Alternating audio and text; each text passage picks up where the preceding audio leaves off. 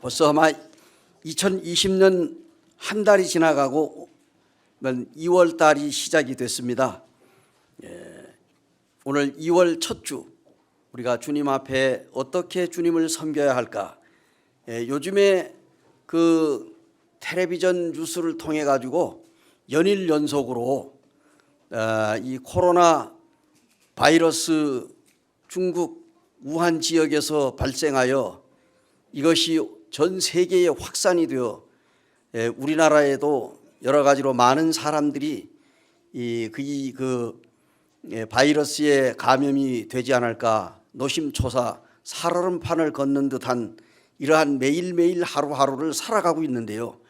이때에 사단 마귀가 우리의 마음속에 그와 같은 것들을 자꾸 풀어넣어 줘 가지고 이게 우리가 대인 기피증을 또 이 사람과 이 접촉을 못하게 하고 여러 가지로 그러한 일로 인해서 지금 우리나라가 뿐만 아니라 세계적으로 어려운 가운데 있습니다. 이 전염병은 확산이 되게 되면은 급속도로 이렇게 진행이 되기 때문에 여러 가지 많은 그 일들이 일어나고 있습니다.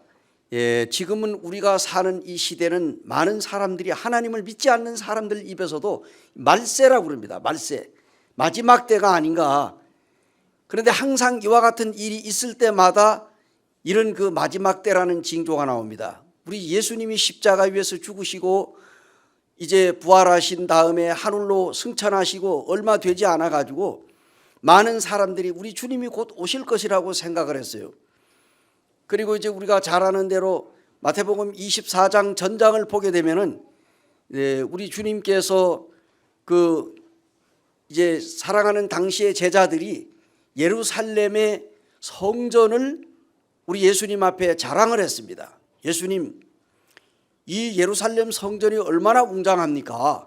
이 멋있지 않습니까? 정말 아름답죠. 그래서 예수님께서 그 제자들과 대화를 마치고 이제 성전에서 나와 가지고 감람산 위에 앉았을 때에 제자들이 예수님 앞에 이런 질문을 했어요. 예수님께서 이 제자들이 그 예루살렘 성전을 자랑하고 있기 때문에 예수님께서 너희가 이 성전을 보느냐? 이 성전은 앞으로 돌 위에 돌 하나도 남지 않고 전부 다 무너지리라. 그렇게 말씀을 했어요. 그때 제자들 그리고 나서 이제 예수님이 제자들과 함께 나와서 이제 감람산에 갔을 때 제자들이 궁금하잖아요. 이 성전이 무너진다고 그랬는데 이게 언제 이런 일이 일어나느냐. 그래서 예수님 앞에 나왔어요. 그래서 예수님한테 질문을 했습니다. 예수님, 이 성전이 무너져 내린다고 했는데 이게 언제 이런 일이 일어날 것입니까? 그래서 예수님께서 이제 그 말씀을 이제 하잖아요. 이제 이 제자들이 이 뭐냐면 관심사는 이 성전이 언제 무너지고 언제 말세가 올 것이냐. 그 예수님이 그런 말씀을 했어요. 이 제자들이 어느 때에 이 종말 마지막 때가 이 세상 끝에는 어떤 징조가 있느냐 이런 말씀을 했어요. 이 세상이 멸망할 때에 그 멸망의 징조가 어디에 있느냐. 그래서 예수님이 4절에 보면은 이 마태복음 24장 4절을 찾지는 마시기 바랍니다. 이런 그 예수님이 뭐라고 그러냐면 이제 사람의 미혹을 받지 말라고 그랬어요. 사람들의 미혹을 받지 않도록 주의하라고 그랬어요. 많은 사람들이 말세 하면서 야 이제 직장은 다녀서 뭐 하느냐, 또 돈은 벌어서 뭐 하느냐, 적금은 들어서 뭐 하느냐. 그리고 사람들이 여러 가지로 이제 뭐 교회 생활도 적당히 하고 이제 주님 곧 오시는데 그들은 뭐 교회 생활도 저 지금 이제 얼마 안 남았다. 이렇게 해서 사람들을 자꾸 현혹을 하는 겁니다.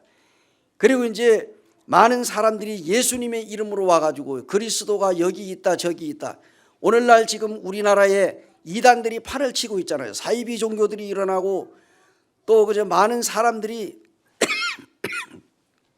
그러한 일로 인해 가지고 가정이 파괴되고 이혼율이 늘어나고 학교도 또 직장생활도 포기하고 그리고 돈을 갖다가 교주에게 다 갖다 바치고 그리하여 거기서 죽도록 충성하다가 나중에는 그들이 영혼도 몸도 망가지는 이러한 시대가 지금 우리가 살고 있는 시대가 아니겠습니까? 그래서 많은 사람들이 자기가 예수라고 자기가 그리스도라고 그리하여 사람들을 현혹해서 지금들은. 그리고 이제 이 난리와 난리의 소문, 지금요 우리가 살아가고 있는 이 시대는요 지금 뭡니까? 우리나라만 해도 지금 우리나라가 남과 북이 대치하고 있고, 지금 우리나라가 지금 이 뭐 말로 지금 형용할 수가 없습니다. 모든 이 국민들이 불안한 가운데 있고, 이 경제, 정치 여러 가지 모든 문제들이 지금 어려운 가운데 있습니다. 그래서 사람들이 이 예수님이 오실 때가 가까이 온 게 아닌가? 전쟁과 전쟁의 소문이 일어나지요. 난리와 난리가 일어나지요. 민족과 민족이 서로 이제 대치하고 있죠. 그리고 지금 여기저기에서 지금 전쟁 준비를 하고 있죠. 우리나라도 지금 최첨단 무기를 계속 만들어내고 있죠. 우리나라도 핵을 가져야 한다고 그러고, 우리나라가 지금요 뭐 마음만 먹으면은요 지금 뭐 3개월 이내에 우리나라는 핵을 만들 수 있답니다. 1년 내에 뭐 수천 개의 핵을 만들 수 있어요. 우리나라가 만약에 미국이 허락만 한다면은 당장이라도 우리나라가 어마어마한 핵을 만들 수 있어요. 그래가지고 우리도 핵을 가져야지 힘을 쓴다. 지금 이래가지고 전 세계적으로 핵무기를 보유하고 있는 나라들이 점점 늘어나고 있습니다. 뭐 북한은 말할 것도 없고, 그래가지고 어찌하면은 그냥 단추 누르면은 그냥 이 세상은 초토화하는 거예요. 지금 호주에서 4개월, 5개월간에 지금 또 불타고 있죠. 지금 이러한 것들이 재난의 시작입니다. 그런데 내 성경에 보니까 왜 내가 오늘 이 성령을 따라 주님을 섬기라고 하는데 이런 말씀을 갑자기 하느냐? 서두에 이런 말씀이 생각이 났기 때문입니다. 우리 주님을 믿고 구원받은 성도들이 지금 이 마지막 때라고 말하면서 입으로는 마지막 때인데 이 정신, 이 마음은 다른 데가 있으면 안 된다는 얘기. 성령을 따라서 주님을 섬기기 위해서 우리가 뭐냐? 시대 분별을 잘해야 된다, 그런 얘기입니다. 그래서 우리 마음속에 있는 성령이 지금 이 시대를 분별하도록 우리의 마음에 일어나고 있습니다. 역사하고 있거든요. 그래서 이제 예수님께서는 난리와 난리의 소문을 듣겠으나 너희는 두려워하지 말라고 그랬어요. 전쟁과 전쟁의 소문이 일어나고 처처의 기근과 지진이 일어나고, 지금 일본도 지금 말이 아니 백두산 천지도 요동을 하고 있습니다. 430m인가 뭐 우리 세계 최고의 이 정말 그 백두산 이 깊이, 이 물 깊이가 그렇게 된다는데, 그 속에 이제 잠수부들이 들어가서 확인했는데 물이 그냥 물방울이 끓어오르고, 지금 이제 겉에는 조용한데 안에는 지금 부글부글 지금 끓어오르고 있어요. 언제 어느 날 이 백두산 천지가 폭발할지 모르네요. 폭발하게 되면은 뭐 남북한이 말할 것도 없고 전 세계적으로 위험하다니. 그래서 일본이 위험하죠. 태국이 지금 화산 폭발 직전에 있어요.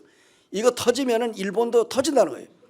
그래가지고 지금 이제 이 지진 빈도가 늘어나고, 이 전염병, 누가복음에는 뭡니까? 전염병이 마지막에 전염병이 일어난다. 이 전염병으로 인해 가지고 세계가 또 어려운. 그래서 전쟁, 기근, 적그리스도 출현, 여러 저기 있다 저기 있다 해가지고 많은 이단들이 생겨나고, 그리고 이제 지진이 일어나고 온역 질병이 있고, 이것이 바로 재난의 시작인데, 성경에 보니 재난의 시작일 뿐이지 세상의 끝은 아니다 그랬어요. 그러니까 우리가 아이고 이제 뭐 말세가 다 되고 세상이 끝날 날이 왔네. 그러니까 우리가 어떻게 해야 되느냐? 우리는 이와 같은 일들이 있다 할지라도 우리는 요동하지 말고, 우리가 주님 안에서 우리가 주님으로부터 받은 성령을 따라서 어떻게 하면은 우리가 주님을 잘 섬길 수 있을까? 이것이 가장 중요한 겁니다. 그래서 오늘 제가 이 제목에 성령을 따라 주님을 섬기라, 한번 따라해보세요. 성령을 따라 주님을 섬기라. 우리가 어떻게 성령을 따라서 주님을 섬길 수 있을까요? 그래서 이제 이 누가복음 고린도전서 12장 4절에서부터 11절까지 말씀을 이제 한번 신속하니 한번 읽겠습니다. 시작.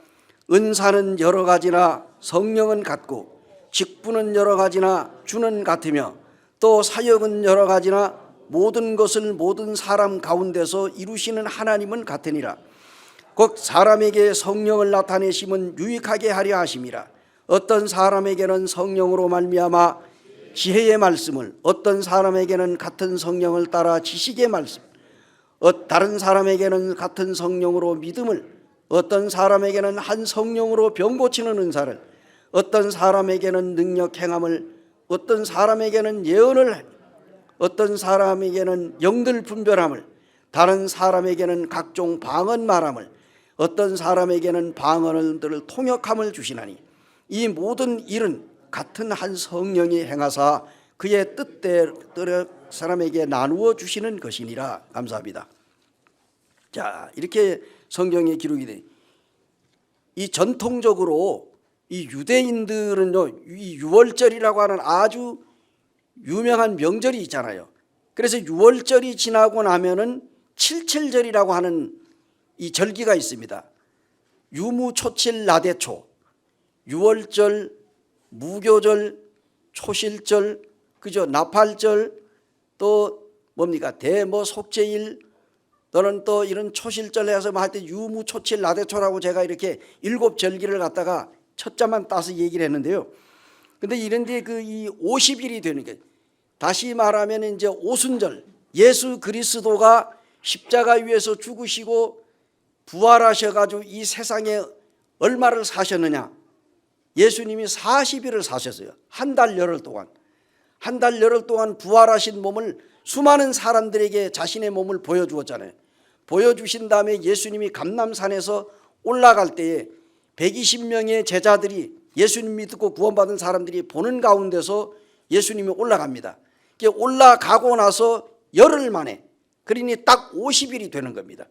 부활한 지 40일, 또 승천한 지 열흘, 그래서 50일이 되던 해에 이제 성령이 모든 사람들에게, 믿는 사람들에게 내려오셨습니다. 이것을 가리켜서 이제 기독교 종교 달력에는 이제 오순절, 그러니까 이제 그렇게 이제, 그래서 우리가 이제 성령이 강림을 했다, 성령이 오셨다, 그래서 성령 강림절이라고 하는 절기를 만들었습니다. 그래서 우리는 절기를 지키지 않지만은 그런 성령이 믿는 사람들에게 내려오셔 가지고 예수 믿는 모든 사람들에게 임하였을 뿐만 아니라 지금도 우리 눈에 보이지 않게 성령이 활동을 하고 있는 거예요. 그래서 이 성경에는 이제 구원받은 성도들이 성령의 역사를 체험하는 일이 매우 중요하다, 이런 말입니다. 그래서 성령은 우리 마음속에서 지금 우리가 이 활동하고 있는 이 세상을 살아가는데 성령이 우리 마음에 역사하는데, 많은 사람들이 성령의 인도하심이라고 하는 이 단어를 매우 착각을 하고 있어요. 다시 말하면 자기 생각대로, 자기의 그냥 이 마음대로 이게 생각나는 걸 갖다가 이게 성령의 인도하심이라고 이렇게 오해를 하는 경우가 있습니다. 자기 생각을 가지고도 성령의 인도하심이라고.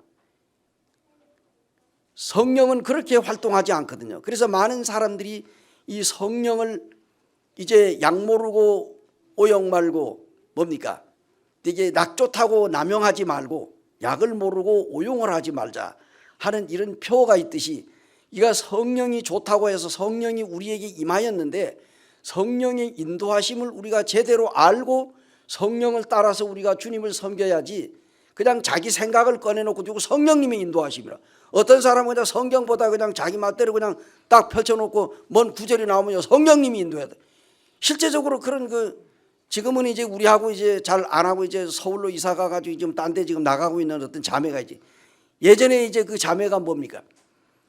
가만히 있다가 성령님이 인도하셨다는 거예요. 그래가지고 그냥 푸쑥해서 그냥 아무 집이고 막 가고, 성령이 그런 식으로 역사하는 건 아니거든요. 그래가지고 자기 생각을 갖다가 성령님이 인도하심이라고. 성령이 인도하는 것이 어떤 것인지 우리가 성경 말씀을 통해서 성령의 인도를 받아야지, 자기가 자기 생각을 해가지고 이것도 성령의 인도라고 그래서 많은 사람들이 성령의 인도하심을 잘못 오해하고 있어요. 그런데 우리가 오늘 여기서 보는 것은 이 성령을 따라서 주님을 섬기는 일에 있어서 첫째는 뭡니까? 성경에서 말하는 성령이 어떤 것이냐 하는 거예요. 성령을 알아야 돼요. 우리가 이제 요한복음 15장 26절에 보니까 예수님이 이런 말씀을 했어요. 예수님이 이제 제자들과 함께 이 요한복음 13장에 보면은 제자들과 함께 마지막 이 만찬을 합니다.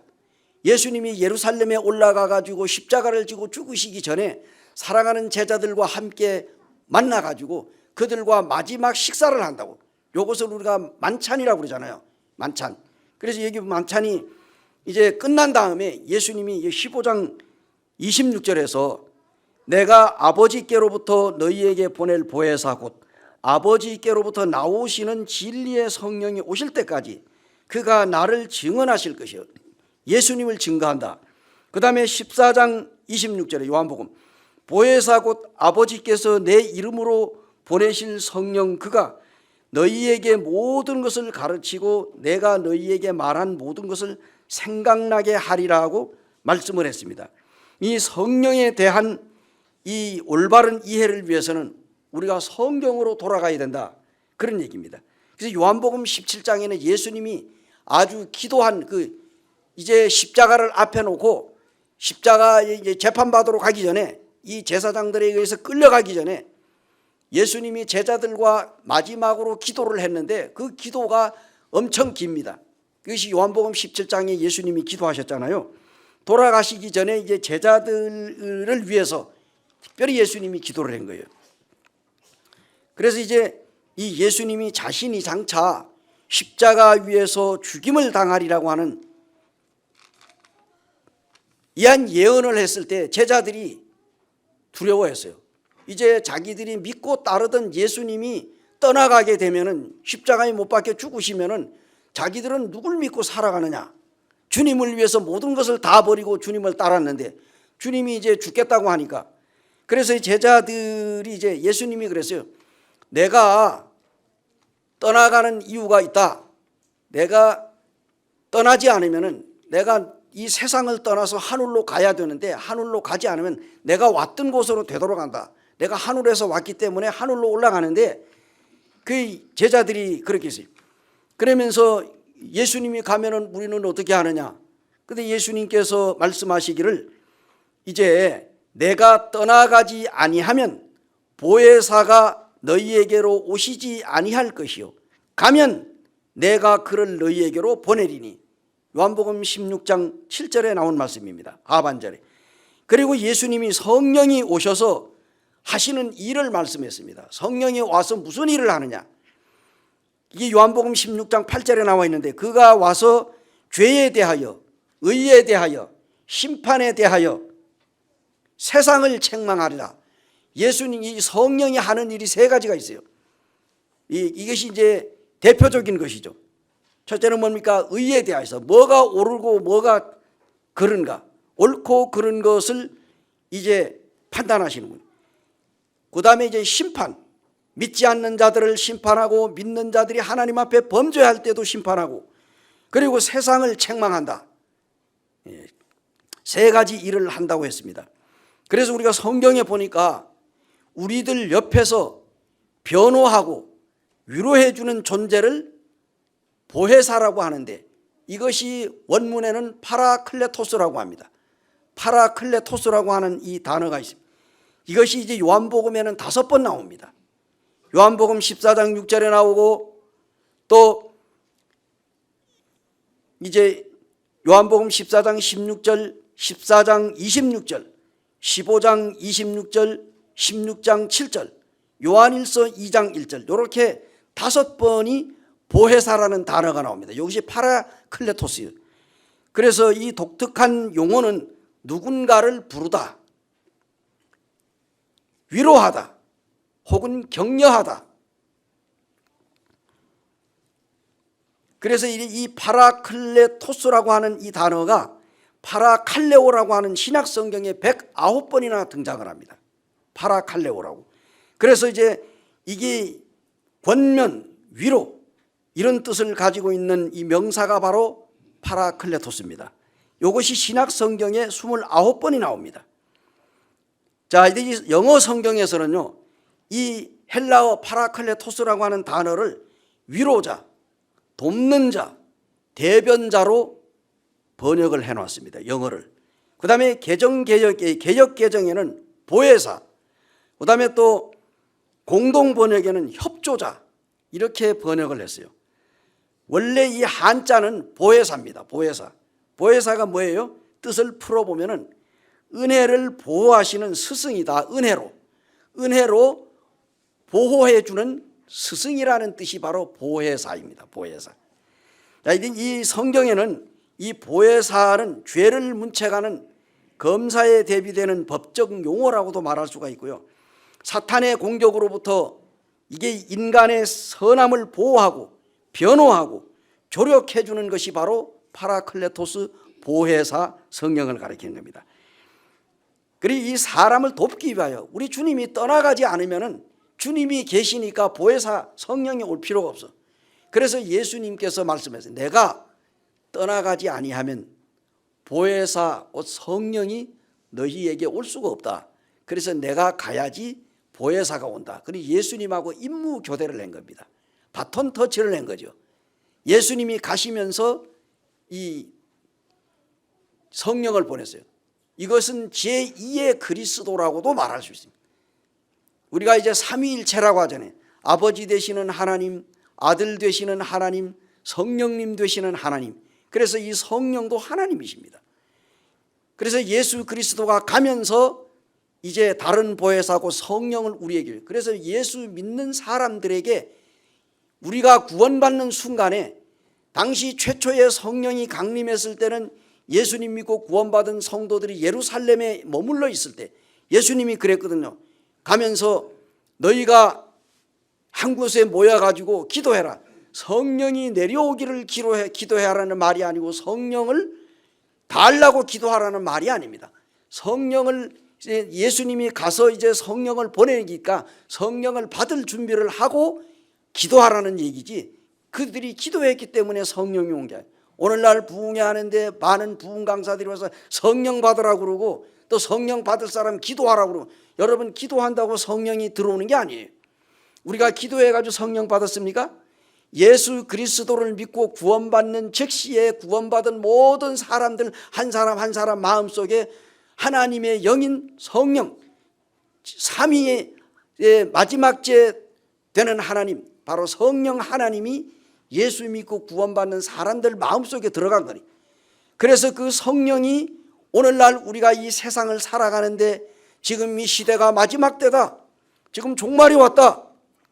성경에 보면은 재난의 시작이라고 그랬습니다. 전쟁과 전쟁의 소문이 나고 나라가 나라를 대적하고 민족이 민족을 치고 처처의 기근과 지진이 일어나고 온역 질병이 일어나는 것은 이제 재난의 시작에 불과한 거예요. 다시 말하면 이 일이 이르렀다고 해서 예수님이 재림하는 게 아니에요. 성경에 나와 있는 대로 예수님이 이 마태복음 24장 44절에 이러므로 너희도 준비하고 있어라. 생각지 않은 때에 누가 온다고요? 인자가 오리라 그랬습니다. 예수 그리스도가 곧 오신다는 거예요.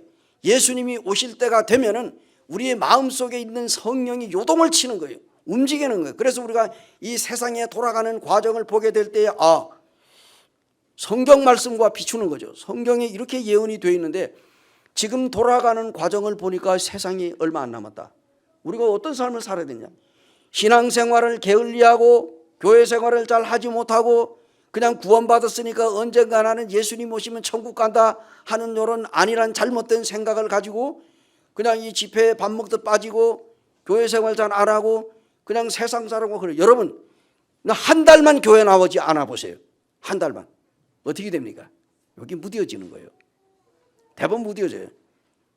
처음에 한 번 빠지죠. 아이고 여기 교회 나가야 되겠네. 두 번 빠지죠. 이게 내가 두 번이나 빠졌네. 그 세 번, 네 번 빠지면 그때부터는 감각이 무뎌지는 거예요. 그렇지 않습니까? 경험해 보시지 않으세요? 그래가지고 한 달 안 하고 두 달 안 나오고 하면은 이건 뭡니까? 자, 밥 먹을 때 기도도 필요해. 미안해서 기도도 못해. 성경도 안 봐. 기도도 안 해. 믿는 사람과 대화를 하려니까 자기의 삶이 그러니까 이 대화도 교제도 없어. 코이노니아가 안 돼. 그러다 보면은 우리는 자기도 모르게 세상에 물들어가는 거예요. 어떻게? 그래서 우리가 주님을 믿고 구원받은 사람들 첫 번째로 교회 생활을 잘해야 돼요. 교회 생활을 잘해야 돼요. 신앙 생활을 잘해야 됩니다. 예수 믿고 구원받았으니까 하늘나라 가는 거는 분명한 거 아니겠어요? 그거는 가만히 있어도 갑니다. 뭐로 가도 서울만 가면 된다고. 앞으로 가든 뒤로 가든 가만히 있으면 서울 가는 거 타고 있으면 가는 거예요. 그듯이 구원받았으니까 아무렇게 살아도 이제 예수님 오시면 천국 간다. 이게 목적이 아니잖아요. 우리가 왜 직장 나갑니까? 월급 받으려고. 돈 벌기 위해서 직장 나가. 직장 여러분 하루 이틀 빠지고 안 나가봐. 그러면 직장에서 잘리지. 그리고 월급 받아야 제대로 못 받아. 그러니까 이 월급 때문에, 이 돈 때문에 그냥 죽자 사자 하고 몸이 아프고 만신 차이가 돼도 엉금엉금 기어 나가는 거예요. 왜? 내가 안 나가면 돈 못 버니까. 그리고 또 자꾸 빠지면 직장에서 잘리고 그러잖아요. 그런데 예수 그리스도가 우리를 부르신 목적이 뭐냐 이거예요. 하나님의 목적이 뭐냐? 우리가 이 세상의 신앙생활을 하면서 또 예수님께서 가시면서 우리 믿는 모든 사람들의 각자 마음속에 성령을 주신 이유가 뭐냐? 그 성령의 은사가 있습니다. 은사를 우리는 뭐라고 그럽니까? 카리스마라고 그럽니다. 카리스마. 이 하나님께서 주신 선물이에요. 자, 따르세요. 은사는 하나님이 주신 선물이다. 그러니까 우리가 이 선물을 뭡니까? 받았어요.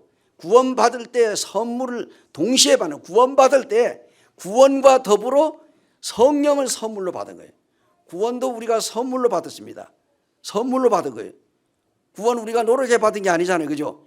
예수 믿고 구원받으니, 예수님을 믿으니까, 예수님이 나의 죄를 사하여 주신 것을 믿으니까 예수님께서 나에게 선물로 구원을 주셨는데, 구원 줄 때에 성령의 은사도 같이 선물로 줬단 말이에요. 그래서 우리가 이제 성경에서 말하는 대로 이 교회에서 우리가 주님을 섬기는데 바로 이 성령은 우리 곁에서 돕는 하나님께서 부르신 분입니다. 그래서 여기 파라라고 하죠. 파라라고 하는 단어는 곁으로 하는 단어예요.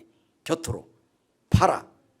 이게 뭐 영어로 보면 영어는 잘 모릅니다만 온 하면 뭐 위에고 뭐 벗 하면 그러나 뭐 그저 뭐 오 하면 혹은 뭐 이런 식으로 그게 이제 여기에 보면은 이 파라라고 하는 이 단어는 이 곁에 내 곁에 그다음에 여기 이제 크레토스라고 하는 게 나오잖아요.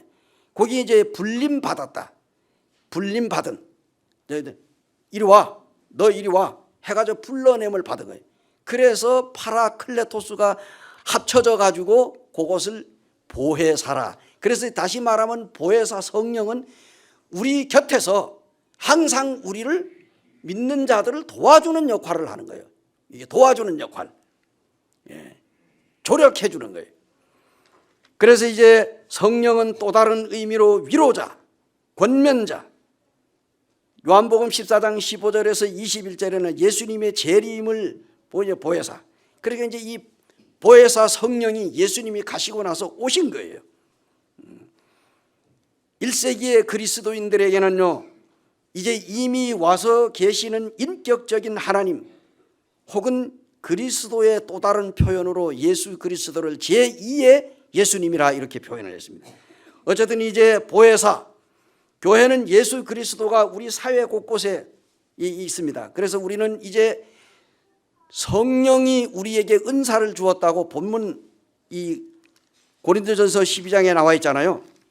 12장 4절에 은사는 여러 가지나 성령은 같고 직분은 여러 가지나 주는 같으며 이런 말씀을 했어요. 그래서 이 성령이 우리 마음속에 있는 성령이 우리 모든 성도들의 각자 그 믿음의 분량에 따라서 은사를 나누어 주고, 그래서 우리가 조금 전에 했던 복음 전하는 은사, 또 말씀 교제하는 교사의 은사, 또 뭐 섬기는 은사, 또 뭐 돌아보는 은사, 뭐 교제의 은사, 뭐 여러 가지 병 고치는 은사, 방언 나오는데요.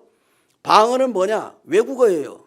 뭐 일반 그 이 부흥에서 뭐 따따따따 해가지고 말도 안 되는 거 해가지고 그냥 내가 방언했다고 그냥 뭐 퍼덕퍼덕 뛰고 하는데 그는 다 가짜들이고, 그래서 사단 마귀가 그 배후에서 조종을 해가지고 이제 이방 이교도들이 그 주문을 외우는 것처럼 그렇게 이제 횡설수설하고 비몽사몽하는 가운데서 술이 취해가지고 그래가지고 이제 그 이런 그 주문을 외워가지고 당시 고린도 교회에 이제 이방 신들을 섬기다가 예수 믿고 구원받아가지고 교회 안에 들어왔던 성도들 가운데 이해하지 못해서 이상한 이와 같은 이 정말 혼란한 상태에서 혼수 상태에서 이런 이 방언을 한다고 해가지고 막 아무렇게나 그들이 막 내뱉었습니다. 그래서 사도 바울이 방언이라고 하는 것은 뭐냐? 나중에 우리가 또 기회가 되면 하지, 이 방언은 오늘날 사실 사라졌습니다. 물론 이제 방언은 뭡니까? 이 당시 하던 이 방언은 그 우리가 고린도전서 13장에 보면 은사 부분이 나옵니다. 자, 지금은 뭐냐?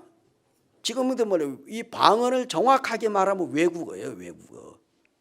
외국어를 하면 영어를 하게 되면 통역을 하죠. 알렉산더 쿠리안이니 뭐 존 쿠리안 와가지고 여기서 영어 뭡니까? 영어로 얘기하면 우리가 알아듣는 사람은 나 알아듣지만 잘 못 알아듣잖아요, 그죠? 그러니까 통역자가 옆에서 통역을 하는 거예요. 마찬가지로 성경에도 방언의 은사, 당시에 신약 성경이 완성된 이후에 더 이상 방언은 필요하지 않다. 요한계시록이 끝난 이후로는 더 이상 방언은 존재하지 않아. 이 외국말은 뭐 반드시 통역을 하는 사람이 있어요. 통역이 없으면 하지 마라. 바울이 방언을 했겠어요, 안 했겠어요? 바울이 방언할 수 있는 사람입니다. 근데 방언했어요, 안 했어요? 여기서 바울이 방언 안 했어요. 나도 할 수 있다. 그렇지만 내가 안 한다. 내가 만약에 이런 그 사람들 앞에서 내가 방언을 말하면은 그걸 알아듣지 못하는 사람이 바울을 보고 미쳤다고 할 거 아니냐. 그렇기 때문에 내가 이 방언 말을 내가 안 한다. 할 줄 몰라 안 하는 게 아니고. 그 제자들이 다 방언했어요? 안 했잖아요. 소수가 한 거야. 그래서 중요한 거는 뭐냐면 그 은사가 있는데 이 파라클레토스라고 하는 것은 하나님으로부터 우리가 받은 거예요. 예수님은 이 험한 세상에 자신과 같은 이 보혜사를 주님이 주고 가셨습니다. 그래서 이 보혜사 성령을 우리가 받아가지고 세상을 살아가니 세상이 말세가 됐구나. 우리가 이렇게 헬렐레하고 정말 이 주님 안 섬기면 안 되겠구나. 내가 예수 믿고 구원 받았으니까 한 번이라도 교회 더 나와야 되지 않겠느냐. 그래서 특별히 이 주일, 그래서 성도들이요 주말에는 어디 뭐 주말 부부하는 사람들도 그리고 직장 생활하면서 바쁘지만 수요일 같은데 뭐 금요일 잘 못 참석을 해도 정말로 주님 앞에 주일날 나와서 예배드리고 그리고 말씀 교제하고 성도들과 함께 교제하며 이걸 갈망하는 거예요. 이걸 하나님이 원하는 겁니다. 제가 지금 말씀하는 걸 오해하시는 분은 없으리라고 생각해요. 야, 저거 나들으라고 하나? 이러면 은혜가 안 돼. 어떻게 생각해야 돼요? 그래, 맞다. 정말 하나님께서 내가 이렇게 잘 신앙생활 잘 못하니까 하나님이 저 형제님을 통해 가지고 하나님이 나의 이 영적으로 잠자는 것을 깨워주는 말씀을 하시는구나. 아이고 주님 감사합니다. 두고 봐라. 이런 삐딱한 마음을 가지면은 은혜가 됩니까? 안 돼. 그래서 우리는 말씀을 들을 때 아까 우리 사야하는 형제님 얘기했죠. 우리가 하나님의 말씀을 들을 때 사람의 말로 받지 아니하고 하나님의 말씀으로 받으니 진실로 그러하도다. 그 말씀이 너희 속에 역사한다 그랬어요. 데살로니가 전서에 데살로니가 성도들이 그와 같이 그들이 하나님의 말씀을 받을 때 정말 진실된 마음으로 사람이 하는 말로 듣지 않고 하나님께서 그 말씀 전하는 메시지를 전하는 사람을 그릇으로 사용을 할 뿐이에요. 여기는 그릇입니다. 그릇. 아무것도 아니잖아요. 그 입에서 나오는 것이 사람의 말이냐 아니면 하나님의 말씀에 근거해서 하느냐, 이걸 우리가 잘 분별하는 것도 성령이 우리 마음속에 있기 때문에 딱 들어보면 알아요. 어떤 사람이 나 교회 나간다고, 예수 믿는다고, 난 30년 됐다 40년 됐다, 딱 교제를 해보면 알아요. 대화 몇 마디 해보면 이 사람이 거듭난다 안 났느냐 어떻게 알아요? 우리가 성령이 우리의 마음속에서 딱 가르쳐 주는 거예요. 성령이 통해야 되는데 안 통해. 그건 뭐예요? 안 통하면은 이거는 저 사람은 가짜예요. 우리가 말씀을 전할 때 뭐 우리가 24시간 동안 우리가 성경 얘기만 할 수가 없잖아요. 세상 얘기도 하고 사는 얘기도 하고 직장 얘기도 하고 합니다. 그러나 그 속에는 반드시 주님이 포함이 된다는 얘기. 성령은 믿는 자들 안에서 무엇을 합니까? 각 사람에게 성령을 나타내는 내심은 유익하게 하려 하십니다. 고린도전서 12장 7절에 또 에베소서 4장 7절에 보니까 우리 각 사람에게 그리스도의 선물의 분량대로 은혜를 주셨다 그랬습니다. 거룩한 영을 쫓아야 하나님의 속성 중에 가장 대표적인 거룩입니다. 거룩. 자, 이 성령이 뭐예요? 성령을 해석하게 되면은 거룩한 영이야. 여기 성자가 뭡니까? 거룩할 성자거든. 그래서 거룩한 영을 성령이라고 하는 거예요. 따라서 성령은 거룩하다. 그러니까 성경에서 예수님은 내가 거룩하니 너희도 거룩하라. 레위기서에 나오잖아. 하나님께서 내가 거룩하니 너희도 거룩할지어다. 베드로전서에도 나와요. 예수 그리스도께서 말씀했어요. 내가 거룩하니 너희도 거룩해라. 그렇죠. 거룩한 예수님을 믿었으니까 예수님 믿은 거룩한 이 자녀들도 거룩해져야 하잖아요. 하나님의 속성 중에 가장 대표적인 거룩인데 신구약 전체를 통해 가지고 성도들에게 주어진 이 명령이 바로 거룩입니다. 그래서 베드로전서 1장 15, 16절에는 오직 너희를 부르신 거룩한 이처럼 너희도 모든 행실에 거룩한 자가 되라. 기록되었으되 내가 거룩하니 너희도 거룩할지어다 하셨습니다. 삼위일체 하나님이신 성령은 구원받은 성도들에게 거룩하게 만드는 거예요. 그래서 본래 성령이라는 이름은 거룩한 영이다라고 말씀을 드려요. 그 다음에 이 거룩이라는 말은 두 가지가 있어요. 하나는 뭡니까? 구별이라는 구별. 하나는 분리라는 뜻이 있습니다. 두 가지. 자, 우리 예수님 믿고 구원받은 사람들은 거룩한 삶을 살아야 되죠. 우리가 이제 뭔가 분리한 삶, 구별된 삶을 살아야 돼. 예수님 믿고 구원받은 사람이 구별된 사람, 세상에 안 믿는 사람과 구별된 삶. 그렇다고 해서 믿지 않는 사람들하고는 이제 당신 이제 뭐 지옥 갈 사람인지 저리 가, 나는 천국 갈 사람이 이래가지고 상대를 하지 말라 그런 얘기를. 우리 마음에는 저 사람은 아직 믿지 않은 사람이고 나는 믿은 사람이다. 그러니까 얘 삶 자체가 달라야 되겠다. 그래서 이제 구별된 삶을 살아야 돼.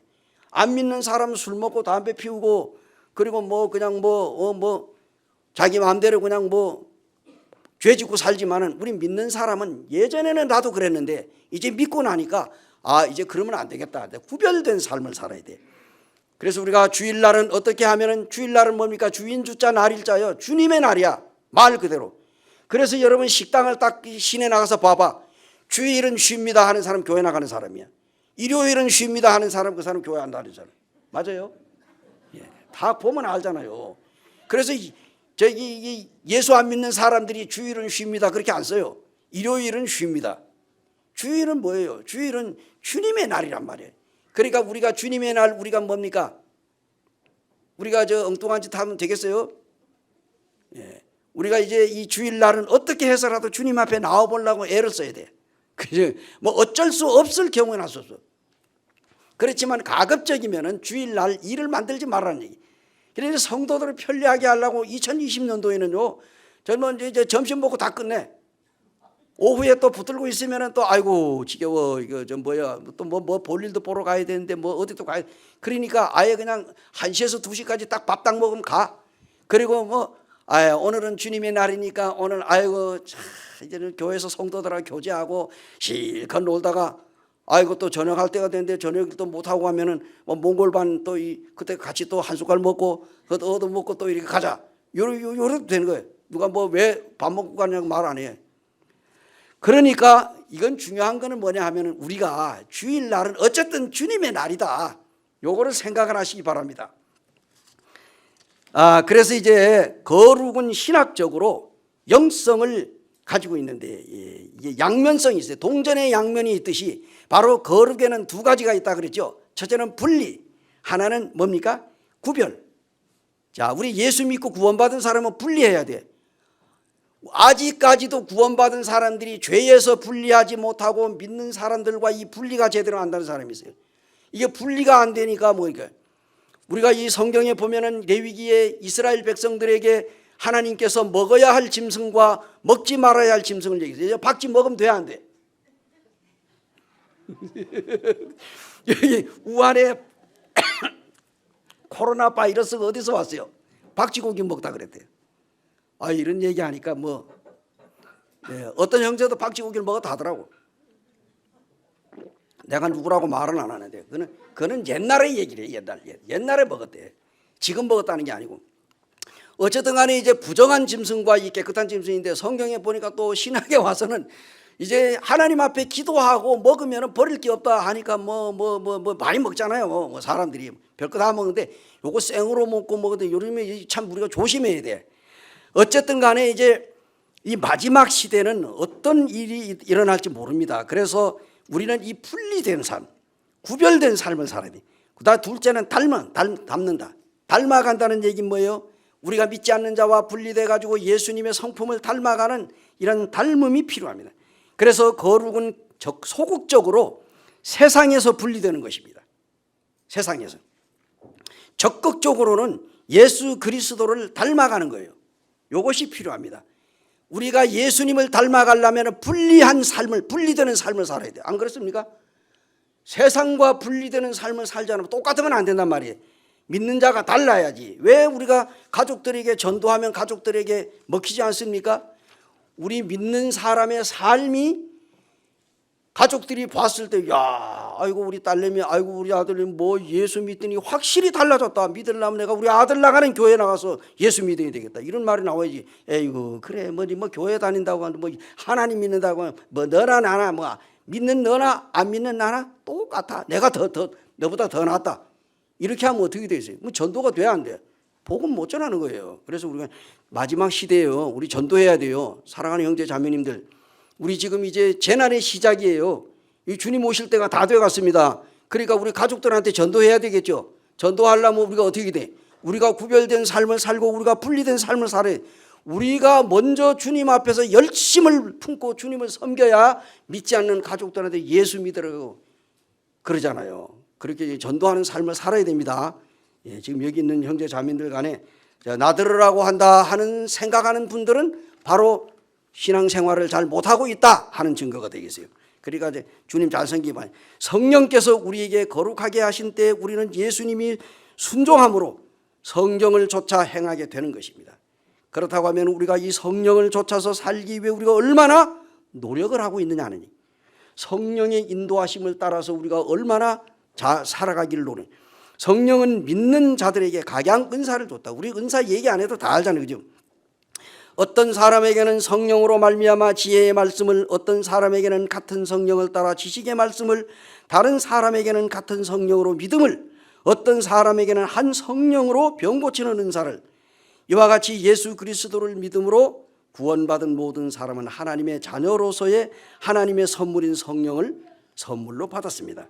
온갖 좋은 은사와 온갖 선물이 다 위로부터 빛들의 아버지께로 내려오나니 그는 변함도 없고 회전하는 그림자도 없으시니라. 야고보서 1장 17절에 성령은 누가 주었다고요? 하늘에서 내려온 성령, 하나님이 우리에게 믿음의 분량을 따라서 은사를 주셨습니다.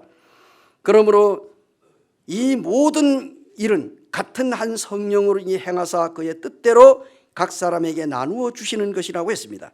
바울은 하나의 몸에는 많은 지체가 있다고 했습니다. 우리 이 몸에는 많은 지체가 있습니다. 그래서 교회는 성령의 은사를 따라서 모든 형제 자매님들이 다양한 은사들을 가지고 있는 줄로 압니다. 이것은 제가 주님 앞에 이제 성도들에게 몸은 하나인데 많은 지체가 있고 몸의 지체가 많으나 한 몸인 것 같이 그리스도도 그러하다.